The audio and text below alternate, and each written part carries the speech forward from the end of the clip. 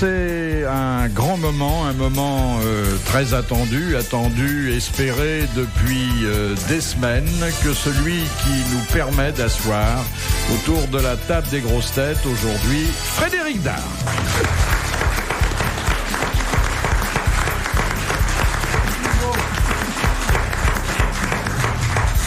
Alors, il y a des raisons à cela et des raisons que les auditeurs des grosses têtes sont bien placés pour connaître, parce que Frédéric Dard est sans doute parmi les piliers du temple de la rigolade, l'auteur le plus souvent cité. Il n'y a guère de semaine où on ne commence l'émission par une de ces formules dont il a le secret et dont nous allons largement parler aujourd'hui, puisque il vient de publier Les Pensées de San Antonio. C'était pour te faciliter le travail. Qui sont évidemment... Je vais les rassembler, il aura qu'à taper dans le tas. Bah oui, ça c'est vrai, mais enfin, encore faut-il lire. Il est nécessaire également de lutter contre les spasmes qui vous envahissent à la lecture pour corner les bonnes pages. Et c'est très difficile parce que très souvent, on n'arrive pas à corner la bonne page, étant donné qu'il y a plusieurs pensées notables sur la même page. Il aurait fallu en imprimer une par page, mais voilà, ça aurait fait un trop gros bouquin. Déjà, c'est un bouquin extrêmement nourri. Et pour rire avec nous, j'ai réuni autour de vous des gens, cher Frédéric, dont je sais qu'ils figurent, sinon parmi vos familiers, au moins... il y en a qui figurent parmi mes familiers. Ceux et d'autres qui vont le devenir. Vont vous penser avec plaisir. Bon, par exemple, quelqu'un que vous ne connaissiez pas, mais dont vous êtes heureux de faire la connaissance, je le sais, c'est Jean-Pierre Coff.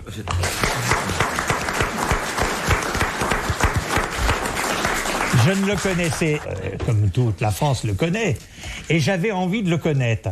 Et c'est d'autant plus rare que plus je vieillis, moins j'ai envie de connaître de gens. Et je suis prêt à solder des relations, tu sais, à faire un lot, à brader. Et là, pour une fois, j'avais envie de connaître un mec, et je te remercie de l'amener aujourd'hui.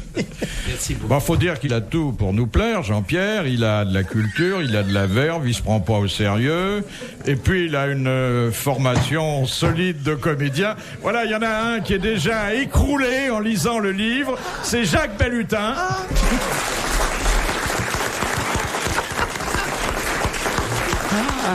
Et puis un autre que vous avez souvent rencontré. C'est mon complice, Et je vais te dire, la seule chose qui nous différencie, c'est qu'il s'est tapé de la tôle et pas moi. Alors je suis tout à fait jaloux, tu comprends, parce qu'à notre époque, quand on est un type qui écrit dans l'action, etc., il est bon d'avoir un casier judiciaire qui n'en puisse plus, tu vois. Et une émission, chaque fois, c'est lui qui raconte, et moi je ferme ma gueule.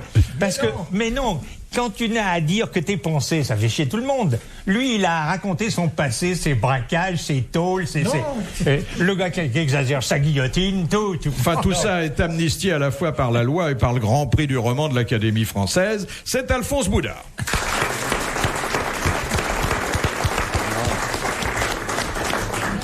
Alors, d'habitude, je vous demande d'identifier l'auteur d'une citation. Là, on n'a pas besoin, parce que les citations d'aujourd'hui, ce seront bien sûr des citations de Frédéric, que je vous demanderai d'ailleurs de commenter et sur lesquelles il faudra bien qu'il s'explique. Par exemple, la première, le sexe masculin est ce qu'il y a de plus léger au monde, une simple pensée le soulève. Mais écoute,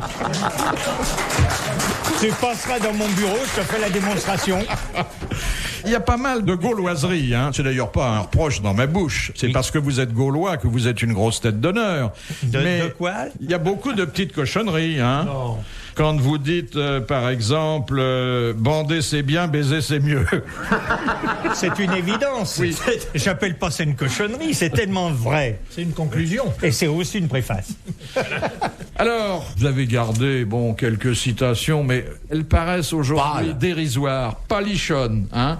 Alors, je vais vous poser une question qui est une question de droit, mais ça peut dégénérer, hein. Je vous connais. C'est la question de Madame le Prieur. Dans quel cas le viol est-il punissable entre époux ? Quand il y a crié au viol. Moi, je penserais dans aucun cas. Hein. Eh bien, oui, mais il y en a qui portent plainte. Oui. Il y en a qui portent plainte et les plaintes sont jugées. C'est des chichiteuses. C'est sûrement des chichiteuses. Quand on la retourne ? Oui, alors voulez-vous vous expliquer un peu plus ? Eh bien, disons que quand le mari force sa femme qui n'est pas destinée à... porte de service. Des artistes. et qu'elle crie au viol. Parce que si elle fait encore Marcel, c'est pas un viol. Non. Et si... Il faut des témoins? Non, mais s'il essaie d'imposer cette contrainte par la violence. Bah oui. S'il lui demande gentiment et qu'elle accepte de même, il y a pas viol. Il y a pas viol. Alors, ça c'est une question pour Alphonse Boudard de Monsieur Buisseret. Qu'est-ce qu'on appelle en droit un élargissement? Oui, il a été élargi toute sa vie, le pauvre vieux. Oui, non, mais élargi, c'est dans la période où on est en période d'instruction en général. Enfin, c'est sortir de détention. Oui. Voilà. On appelle ça être élargi. Mais par exemple, quand on a purgé sa peine, on n'est pas élargi. Non, on est libéré. Élargi, ça peut être pendant l'instruction. Oui. Voilà. Ça peut se dire aussi de ce qui se passe dans certaines cellules, non? Ah, ça c'est autre Mais chose. comment t'expliques que moi j'ai été tellement élargi sans avoir fait de tôle? Eh oui. Question de Monsieur Desfossés. Dans la société polygamique musulmane, quelle sanction peut frapper la femme qui a désobéi à son mari? Lapidé. Avant. Bah, il la chasse, il la répudie. Non, pas du tout. En 3 fois. Ça fait désobéi. Elle reste au foyer, Oui. mais il y a ce que le Coran appelle une punition privative. Elle est privée de sexe. Oui. Elle perd le droit à son tour de nuit. C'est-à-dire que... Elle saute un tour, quoi. Voilà. Mais un seul tour ou plusieurs? Bah, ça dépend de la gravité de la punition. Oui. Et du nombre de femmes du bonhomme, quoi. hein. Aussi. Voilà. Si on a 60, Ouais. Oui. Et qui lui file 2 tours, elle se tape 4 mois.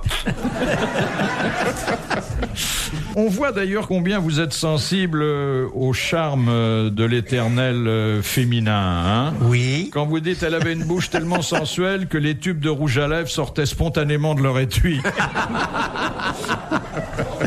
Si on ne baisait pas les femmes de ses amis, l'amitié ne ressemblerait plus à grand-chose. Tu es d'accord? ah oui. C'est théorique, ça, bien sûr, parce que vous n'êtes pas homme à... Non, tu sais, ces gens du milieu, ils ont l'honneur. De temps en temps, il y a un de ces néologismes que stress antonien, que vous affectionnez. Par exemple, vous dites « je suis un pénisman Oui. ». Oui. Je crois que c'est éloquent, non? S'il Oui. faut faire un dessin. Pour vous, c'est le principal membre. C'est le membre le plus actif, en tout cas. Oui.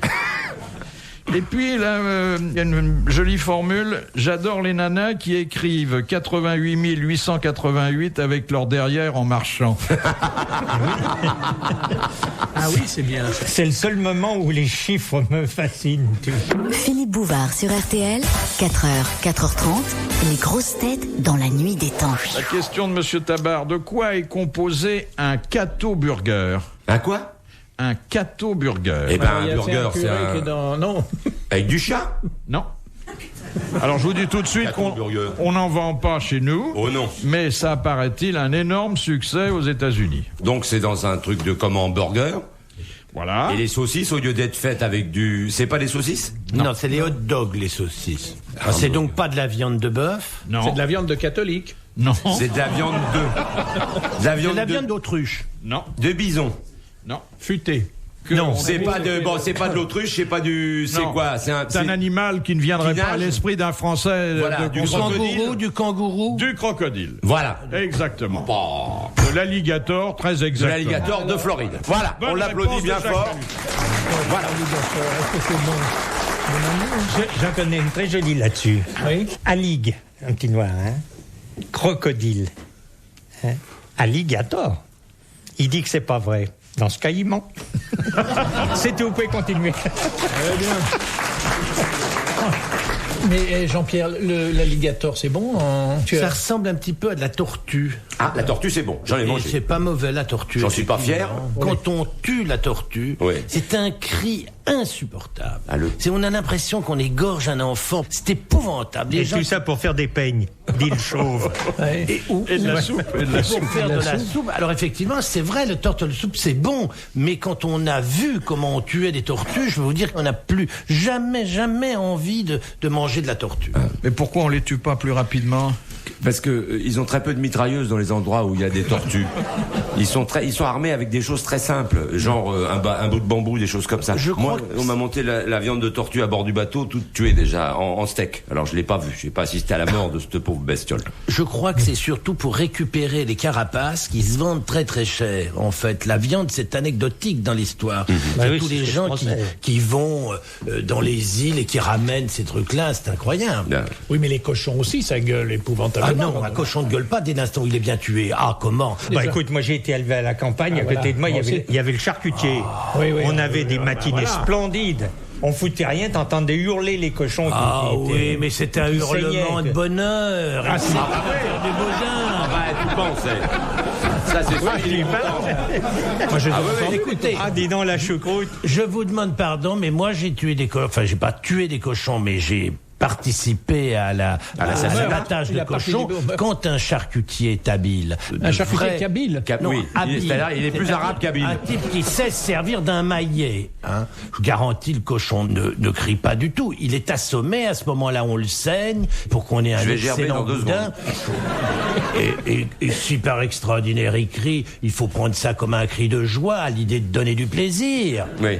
Parce que vous croyez que ces malheureux cochons qui sont abattus ou électrocutés, ces pauvres petites bêtes sinistres de 85 kilos, vous savez que maintenant, on impose aux cochons 3 mm et demi de gras. En tout et pour tout, 3 mm et demi de gras. Mais vous vous rendez compte de la catastrophe? Mais il devrait y avoir des défilés de cochons qui gueulent en disant « Nous voulons du gras !»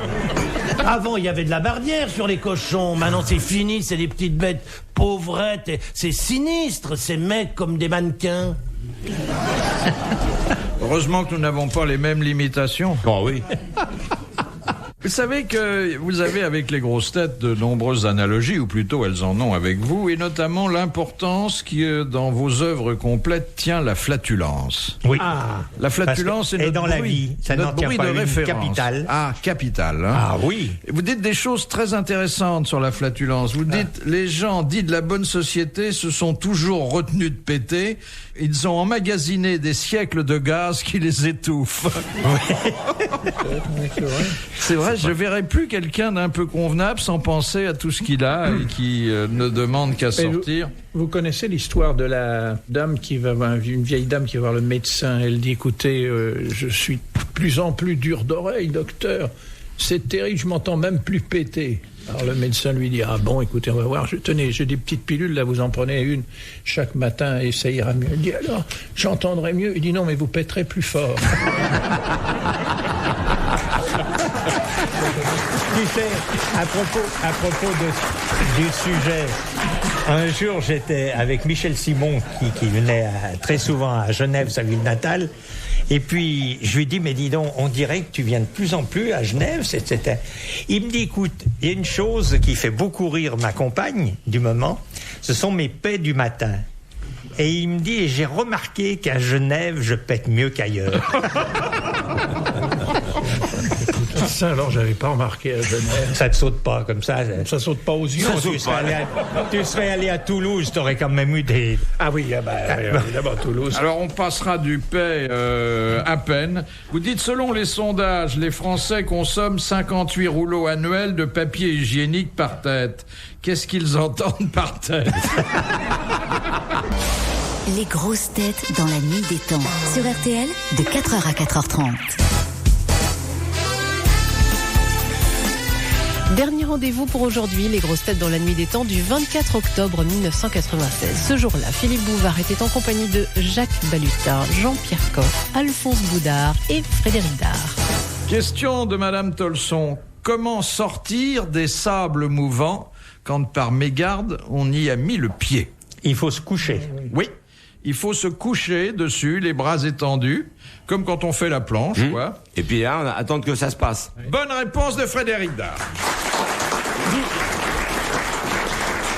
D'où vient cette science? Vous avez été en pèlerinage au Mont-Saint-Michel ou non? Non, pas particulièrement, mais je sais ce qu'il faut faire en cas de danger. Je ne serai pas pris au dépourvu. Je sais avec quoi il faut faire des signaux si on était tendu par ça. Pas sur le dos, alors, sur le ventre. Question de Monsieur Sénac. Dans la religion vaudou, comment appelle-t-on le mort réanimé par le pouvoir d'un sorcier et qui se comporte comme un véritable esclave? Un zombie? Un zombie, mais oui, le mot est passé dans notre langage. Bonne réponse de Jacques Balutin. Question de Monsieur Buisseret. Comment s'appelle le potage russe à base de... Borsch. Le borsch, il l'a dit. Eh oui, il a battu d'une courte poitrine Jean-Pierre Coff. Oh, pardon. Non, D'autant qu'il aime pas ça, le borsch. Si, T'aimes bien le borsch? Oui, c'est bon, le borsch. C'est pas mal. Hein. Ah ouais, mais C'est du chou rouge, non? Alors, il y a du chou, de la betterave et de la crème aigre. Oui, tout ce que je déteste. T'aimes pas le chou? J'aime pas le chou, bien, moi, j'aime pas la j'adore. betterave. J'adore. Et la crème aigre, je sais pas, mais Tellement bon, mais la betterave, je déteste. Un au tartare contraire, de c'est amusant. betterave, bien préparé, c'est une chose délectable. Sans blague. Je déteste. Mais alors, il faut faire cuire sa Surtout, betterave voilà, soi-même. il faut qu'elle soit bien cuite. Exactement. C'est ce que j'allais dire. Il faut l'emballer dans du papier d'aluminium, il faut l'oublier dans le four ou alors dans la centre d'une cheminée. Et alors là, ça cuit longtemps, ça devient totalement confit. Ça, c'est une splendeur. Alors, Mais quoi? T'aimes quoi? Et t'aimes le tartare, toi? Le tartare, le vrai tartare, ou de saumon, ou d'autres choses, m'en fous. Mais la betterave, mais je sais d'où ça vient. Hein. J'ai 2 trucs comme ça, je peux pas becter. C'est la betterave et le pois cassé. oh là là. Tu vois, parce que... merveilleux, le pois cassé. Bah oui, je sais bien. Ah non, le pois cassé, moi je me fais damner. Ah oui, il y a tout à faire, Jacques. Mais non, c'est le collège. C'est quand j'étais au collège pensionnaire, ils nous servaient ça. C'était pas bien cuit, c'était pas cuit sous la cendre, dans les papiers d'argent, tu comprends? T'aurais mieux fait de pas aller au collège pour ce qui t'en reste. Attends, si je te dis tout, en plus, c'était chez les religieux. Avec ma religion à moi, en plus. Je me dis pas, c'est le seul endroit où il y avait de la place. Mais vous deviez être un petit garçon charmant. J'étais très mignon. Oui, il J'étais était bouclé. très mignon, moi je l'ai connu petit. J'étais bouclé, tout, vachement bien. J'avais des longues jambes que Mais j'ai tu l'es gardées. toujours bouclé. Oui, mais autour des... Parce que sur la tête, oui. Sur la tête, beaucoup moins, quand même. Mais qu'est-ce qui t'est arrivé? Bah, tu sais, c'est l'âge. La boucle s'en va bah avec non. l'âge. J'ai connu Coff avec des grands cheveux magnifiques, bouclés, beaux comme un Adonis. Oui, mais moi je te signale que j'ai toujours mes poils pubiens. Parce que tu te rases pas? Mais non, Ah c'est bah nous, fini. en vélo, on se rase. Je m'épile pour lui donner une forme de cœur, mais c'est tout. Ah bon? Je vois pas pourquoi on forme de cœur. Parce que ça Eh m'amuse. ben, il est poète. Oui, non, les Eh nénettes. ben, il faut encore. comprendre. Les La nénettes, poésie se niche où elle peut. Ce miche ou elle... Mais oui, c'est comme les morpions, ça se pose où ça peut. Tiens, voilà une bestiole qui a disparu. J'entends plus du tout parler, moi. Il faudrait faire quelque chose. Il se passait Ah pas oui. 8 jours sans que t'aies un pote qui fasse oui, tu mets quoi, toi, putain, pour les... tout le temps Ouais. Longue en gris. Longue en gris. Non, Mais alors, l'antiole. et on protège Quelle les espèces merveille. en voie de disparition. Et Il ben, y faudrait a- quand même qu'on s'y mette là. Voilà. Vous entendez parler de Morbac autour de vous?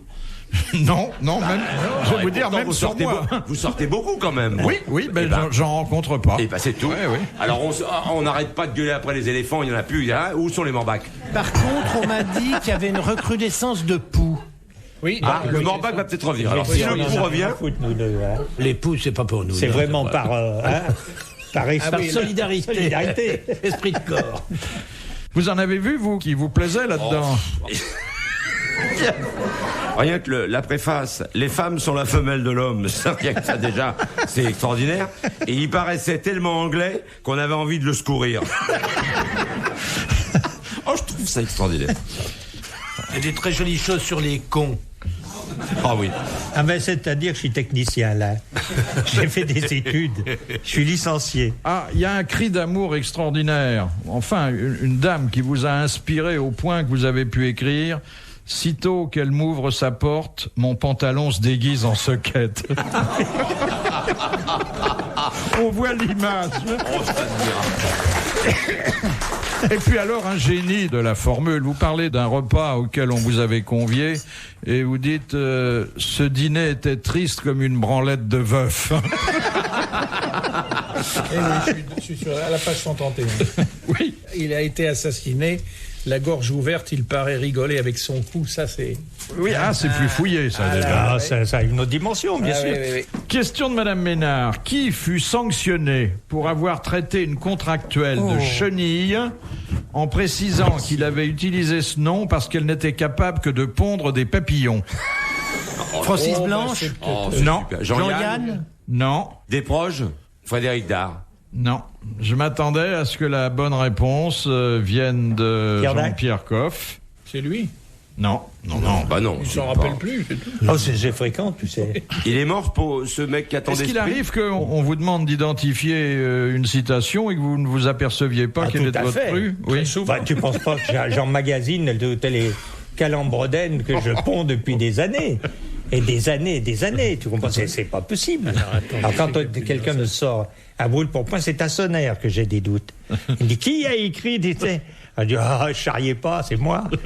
Alors t'as l'air plus con si c'est pas toi. Hein. Oui. Blaise Pascal. Oui. Il est mort? Hélas, oui. Carmet. Oui, c'est Jean Carmet. Bonne réponse de Jean-Pierre Coff. Retrouvez les grosses têtes dans la nuit des temps sur RTL.fr.